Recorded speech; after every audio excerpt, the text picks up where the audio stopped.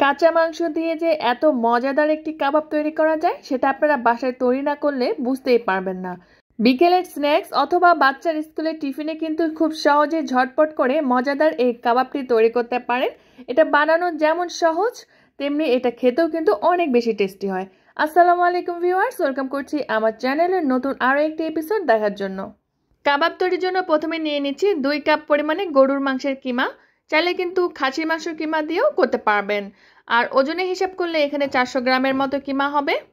এই কিমাগুলো আমি ঘরেই তৈরি করেছি। আর এই কিমা করার সময় অবশ্যই 10% চর্বি রেখে তারপরে কিমাগুলো করবেন, এতে করে কাবাবটা অনেক বেশি ময়েশ্চার হয়। চাইলে কিন্তু সুপার শপেও এই কিমাগুলো কিনতে পাওয়া যায়, সেটা দিয়েও করা যাবে। দিয়ে দিয়েছি হাফ কাপ পরিমাণে মিহি করা পেঁয়াজ কুচি, 1 টেবিল চামচ পরিমাণে কাঁচামরিচ, 1 টেবিল চামচ পরিমাণে ধনেপাতা কুচি, 1 চা চামচ আদা বাটা, 1 চা চামচ রসুন বাটা, 1 চা চামচ পরিমাণে ধনিয়ার গুঁড়া, 1 চা চামচ পরিমাণে জিরার গুঁড়া আর 1 চা চামচ পরিমাণে কাবাব মশলা। এই মশলার রেসিপিটা আমার চ্যানেলে দেওয়া আছে, চাইলে কিন্তু সেখান থেকেও দেখে নিতে পারেন। দিয়ে দিচ্ছি হাফ চা চামচ পরিমাণে কালো গোলমরিচের গুঁড়া, চাইলে সাদাটাও দেওয়া যাবে। 1 চা চামচ বা স্বাদ মতো মরিচের গুঁড়া আর হাফ চা চামচ বা সামান্য একটু হলুদের গুঁড়া। দিয়ে দিচ্ছি 1 চা চামচ বা স্বাদ মতো লবণ আর দিয়ে দেব 3 টেবিল চামচ পরিমাণে বেসন। বেসনটা এখানে বাইন্ডিংয়ের কাজ করবে, তাই অবশ্যই কিন্তু বেসনটা এখানে দিতে হবে। এখন সব মশলাগুলো দিয়ে মাংসের কিমাটাকে খুব ভালো মতো আমি মিক্স করে নিচ্ছি। আপনারা যদি এই কাবাবটা বেশি স্পাইসি খেতে পছন্দ করেন তাহলে ঝালের পরিমাণটা আরেকটু বাড়িয়ে দিতে পারেন। এরপরে আমি এখানে দিয়ে দিচ্ছি একটি নর্মাল টেম্পারেচারের ডিম। ডিমটা অবশ্যই এখানে দিবেন, তাহলে কিন্তু এর টেস্টটা যেমন ভালো আসবে ঠিক তেমনি বাইন্ডিংয়েরও কাজ করবে। মানে বেসন আর ডিমটা এখানে বাইন্ডিংয়ের কাজ করবে।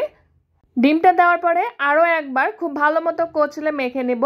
চেষ্টা করবেন কিমার সাথে সব মশলাগুলো একটু ভালো মতো কচলে মেখে নিতে, এতে করে কিন্তু কাবাবের টেস্টটা অনেক বেশি ভালো আসে। মাখানো হয়ে গেলে আপনার চাইলে একটু রেস্টও রেখে দিতে পারেন, তবে আমি সরাসরি কাবাবগুলোকে বানিয়ে নিচ্ছি। পরিমাণ মতো একটু কিমার মিশ্রণ নিয়ে তারপরে এভাবে গোল গোল করে তৈরি করতে হবে। আর এগুলোকে একটু চ্যাপ্টা করে দিবেন, মানে খুব বেশি মোটা করা যাবে না, একটু চ্যাপ্টা করেই তৈরি করতে হবে, কারণ এগুলো যখন ভাজার পরে আর অনেকটা শ্রিঙ্ক করে যায়। আর যদি বেশি মোটা হয়ে যায় তাহলে কিন্তু ভিতরটা কাঁচাই থেকে যাবে, তাই একটু পাতলা করার চেষ্টা করবেন, এতে করে কাবাবগুলো খেতে বেশি ভালো হয়। সবগুলো বানানো হয়ে গেলে আমি ফ্রাইং করে নিব। এই জন্য একটি ননস্টিকের প্যানে আমি পর্যাপ্ত পরিমাণে তেল দিয়েছি, যেহেতু ডুবো তেলে ভাজবো। তেলটা যখন খুব ভালো মতো গরম হয়ে আসবে এরপরে এক এক করে কাবাবগুলোকে দিয়ে দিচ্ছি। কাবাবগুলো দেওয়ার পরে সাথে সাথেই কিন্তু উল্টাতে যাবেন না। প্রায় 2 মিনিটের মতো এক পাশটা হয়ে গেলে অপর পাশে একটি কাঁটা চামচের সাহায্যে উল্টে দিচ্ছি। আর চুলার জালটি মিডিয়াম টু লো এর মাঝামাঝিতে রেখে কাবাবগুলোকে ভাজতে হবে। খুব বেশি হাই হিটে কিন্তু ভাজা যাবে না, না হলে উপরে সহজেই কালার চলে আসবে আর ভিতরের দিকটা কাঁচাই থেকে যাবে। অপর পাশে উল্টে দেওয়ার পরও আরও 2 মিনিটের মতো এভাবে একটু ভেজে নিব। এরপরে আরও একবার উল্টে দেব। এভাবে উল্টে পাল্টে আমি প্রায় 3 থেকে 4 বারের মতো দিয়েছি। আর প্রায় 6 থেকে 7 মিনিটের মতো সময় লেগেছে আমার প্রতি ব্যাচের কাবাবগুলোকে ভেজে তুলতে। এই কাবাবগুলো বানানোর পরে কিছুটা শ্রিঙ্ক করে যায়, তাই চেষ্টা করবেন যখন কাবাবগুলো বানাবেন কাঁচা অবস্থাতে একটু বড় করে তৈরি করতে, আর একটু পাতলা করে তৈরি করবেন, খুব বেশি মোটা করা যাবে না। যেহেতু মাংসের কিমা দিয়ে কাবাবগুলো তৈরি করেছি তাই কিমা সিদ্ধ হতে কিন্তু খুব বেশি একটা সময় লাগবে না। এভাবে উল্টে পাল্টে যখন সুন্দর একটি লাইট ব্রাউন কালার চলে আসবে এই পর্যায়ে কাবাবগুলোকে তেল থেকে ঝরিয়ে উঠিয়ে নিতে হবে।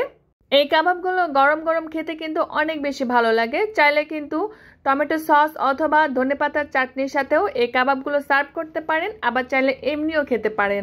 অসম্ভব রকমের মজার এই কাবাবটি।